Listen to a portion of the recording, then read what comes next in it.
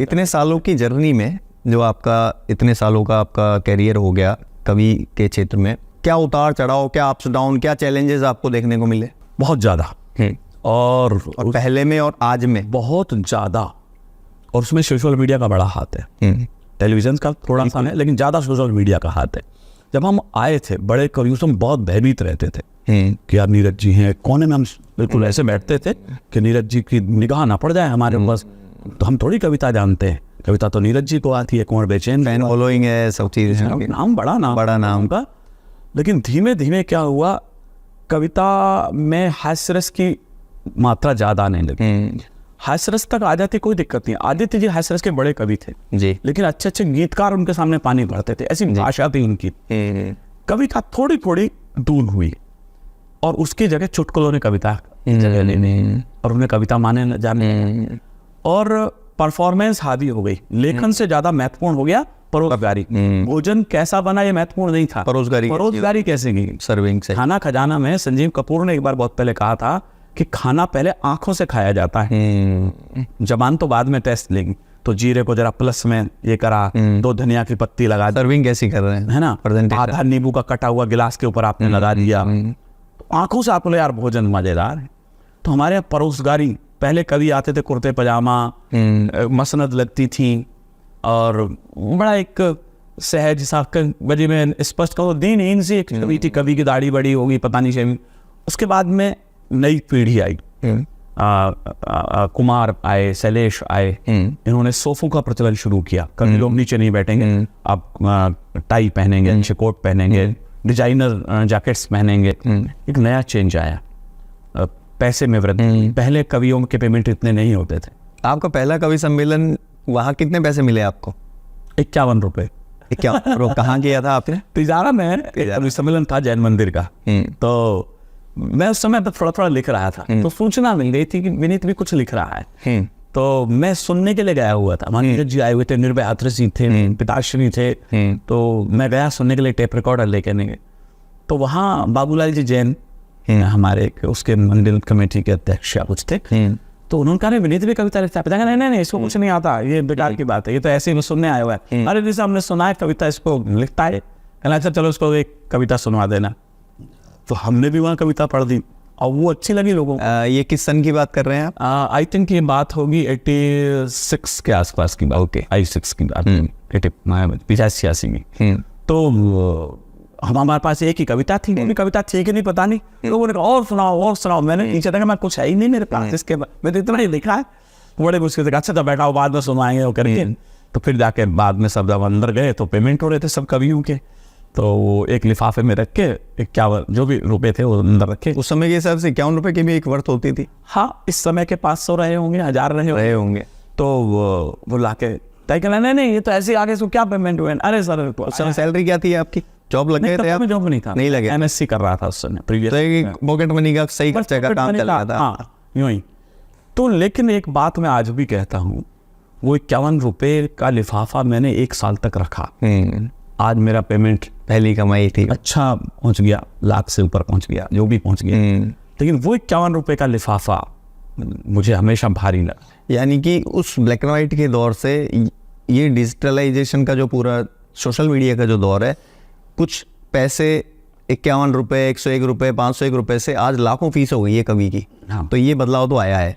ये भी आया, रहन सहन में अंतर आया। पहले हम धर्मशालाओं में नीचे चद्दर बिछा दी, चांदनी, और सारे कवि लेटे हुए, वहीं निर्भय जी लेटे हुए, नीरज जी लेटे हुए, डोरमेट्री टाइप। आज तो हमारे सेक्रेटरी तय करते हैं कि किस होटल में ठहरना है। पैसा तो बहुत कमाते हो आप कवि लोग।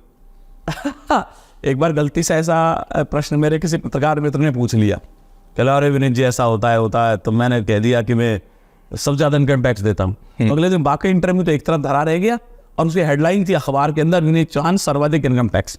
एक्चुअली बात ये है कि पैसा जो भी आप कमा रहे हैं उसका यदि ईमानदारी से टैक्स पे कर रहे हैं तो फिर चाहे आप धीरूभाई अंबानी हैं या आप लक्ष्मी मित्तल हैं, तो देश कहाँ रखते हैं आप इस पैसे को? दिवाकर जैसे लोगों के स्टूडियो में लगा देते हैं कभी कभी। मित्र, ऐसा कुछ नहीं है। मैं बहुत साफ गोई से कहूँ, हालांकि बात मुझे पता नहीं यहाँ कहनी चाहिए नहीं कहनी चाहिए। मेरा जो विद्यार्थी इससे जो मेरा बहुत इंटीमेसी रही है, ये बात मैं आउट नहीं करना चाहता, लेकिन पूछा है तो कह रहा हूँ। अनेक बार ऐसे विषय आए हैं मेरे सामने कि मेरा कोई स्टूडेंट कहता है कि सर मैं फीस जमा नहीं करा सकता, मैं साइकिल से गांव से आ नहीं सकता, अच्छा, मेरे पास ड्रेस ही नहीं है। अच्छा, मैं था केमिस्ट्री का, लेकिन स्कूल में बिना कहे पीटीआई था, मैं रोक लेता था 1 तारीख को कि भाई ड्रेस कहाँ है, फलाना कहाँ है। एक दिन बड़ा दृष्टांत था, उसने मुझे हिला के रख दिया। मैं प्रेयर में पूछ रहा था कि क्या तुमने सिर में तेल वेल नहीं डाल, नहाते धोते नहीं हो, सब्जी में तो कहने से तेल नहीं है घर पे। तो मैंने कहा कि सब्जी में तो तेल डालते होगे, ठीक बात, उसे डाल दो। उस लड़के ने जो जवाब दिया मैं हिल गया। उसने कहा सब्जी बनती नहीं।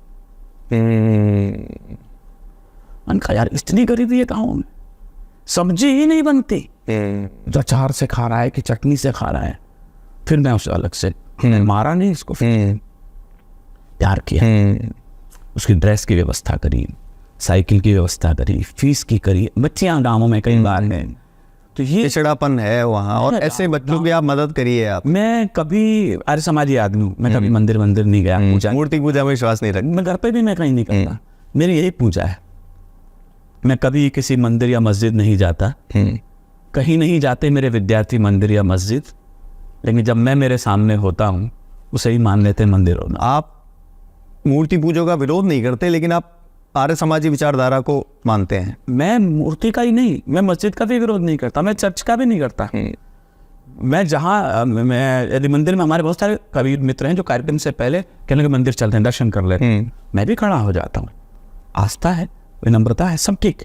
मैं नहीं करता हूँ, मैं उस निराकार को मान लेता हूँ, या कर्म ही पूजा है।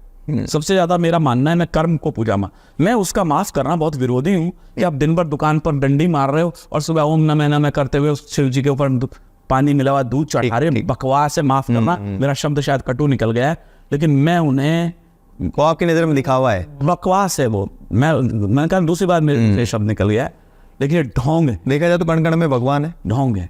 आप कर्तव्य कर नहीं रहे हो यार, आप बच्चों को पढ़ा नहीं रहे हो। कर्म करें। अब वैसे आप माँ सरस्वती के सामने फूल चढ़ा रहे हो सुबह सुबह आकर, है तो थी हमारे यहाँ मूर्ति स्कूल में, तो और बच्चों की आप क्लास में नहीं जा रहे हो। मुझे याद नहीं आता 29 साल में मैं कभी विद्यालय गया हूँ, चाहे मैं प्लेन से पहुँचा हूँ, चाहे मैं अपनी टैक्सी से स्कूल, मैं यदि स्कूल में हूँ तो मैं क्लास में हूँ। और यदि विनीत चौहान को ढूंढ रहा है तो जहाँ भीड़ लग रही हो बच्चों की, चाहे मैं स्कूटर पर बैठा हुआ सोल, एक बार तो हमारे टीचर ने मेरी फोटो खींच ली ऐसा करते मोबाइल से, सेकेंड मैं उसमें केमिस्ट्री के कर रहा था, कहने देखो विनीत जी बाहर आउट क्लास चल रही है, और मैंने 30 वर्ष में 29 वर्ष में एक दिन भी ट्यूशन नहीं पढ़ाया, जबकि केमिस्ट्री और रिजल्ट भी आपका कहना है आपका रिजल्ट अच्छा रहता है, 90-100 रहा, मैंने कभी ट्यूशन नहीं पढ़ाया। अब एक सवाल मेरे दिमाग में आ रहा है, मैं आपसे पूछता हूँ, कभी ऐसा हुआ कि आपने स्कूल से बंक मारी हो या होमवर्क नहीं किया हो, कम मार्क्स आए और बाबूजी ने घर पे आके चंपी लगाई हो आपकी? नहीं, ऐसा कभी नहीं हुआ। एक्चुअली क्या, पिताजी खुद ज्यादातर वही टीचर थे जहाँ हम पढ़ते थे। अच्छा, तो दिमाग में रहता था यार करुण जी के बच्चे ऐसा कैसे, पिताजी तो स्कूल में हैं, कोई दहशत भी होगी, हल्की सी दहशत रहती थी, या पिताश्री हैं। आज का जमाना तो था नहीं कि बच्चे यदि चाटा मार दे, पापा पहले बता आपने मेरे को चाटा मारा किस खुशी में, बच्चे तर्क करते। हमारे तो इतना पूछ लेते थे, 2 और पढ़े खींच के नाम की दहशत। लास्ट चाटा मुझे 9th क्लास में पढ़ा था पिताश्री से, 9th क्लास में, वो पढ़ाई पर नहीं पढ़ा था।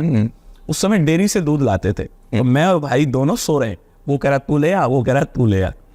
इतने में माता श्री ने चाय बनाई नहीं, पिताश्री को स्कूल जाना था, कहले चाय नहीं निकला, दूध नहीं लाए, तो दोनों की कंबर उठाई और दोनों के एक चाटा। लेकिन वो चाटा आज काम आया कि आप सक्सेस हैं। हाँ, पिताजी से एक चीज मैंने, अनुशासन मिला, और अनुशासन और समय की पालना।